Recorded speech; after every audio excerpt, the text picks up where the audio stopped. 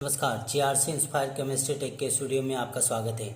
आइए नाइट्रोजन युक्त कार्बनिक यौगिक एमीन के अंतर्गत पुनः एक लॉजिकल प्रश्न के साथ आगे बढ़ते हैं। प्रश्न इस प्रकार से, अमोनिया की अपेक्षा मेथिल एमीन अधिक क्षारीय होती है, क्यों?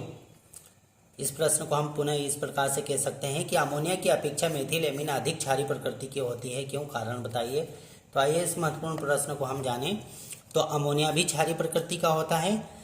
अमोनिया में नाइट्रोजन परमाणु पर एकाकी इलेक्ट्रॉन युग्म उपस्थित होता है। संरचना सूत्र के माध्यम से जानें। NH3 ये अमोनिया में नाइट्रोजन परमाणु पर एकाकी इलेक्ट्रॉन युग्म उपस्थित होता है और एकाकी इलेक्ट्रॉन युग्म की उपस्थिति की वजह से ये क्षारीय प्रकृति का होता है। किंतु यदि हम मेथिल एमीन की चर्चा करें तो CH3NH2 इस प्रकार से CH3NH2 अर्थात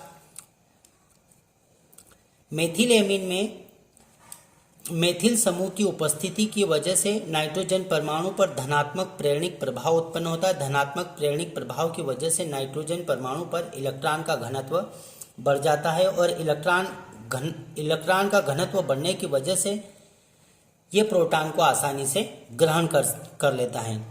अतः मेथिल एमीन अमोनिया की अपेक्षा अधिक सरलता से प्रोटॉन को ग्रहण कर लेता है और अधिक सरलता से प्रोटॉन को ग्रहण करने की प्रवृत्ति के कारण मेथिल एमीन अमोनिया की अपेक्षा अधिक क्षारकीय होता है। अमोनिया भी प्रोटॉन को ग्रहण कर सकता है, इसके पास भी एकाकी इलेक्ट्रॉन युग्म है, परंतु मेथिल एमीन में मेथिल समूह की उपस्थिति की वजह से नाइट्रोजन परमाणु पर धनात्मक प्रेरणिक प्रभाव उत्पन्न होता है। धनात्मक प्रेरणिक प्रभाव की वजह से नाइट्रोजन परमाणु पर इलेक्ट्रॉन का घनत्व बढ़ जाता है, अतः यह सरलता से प्रोटॉन को ग्रहण कर लेता है।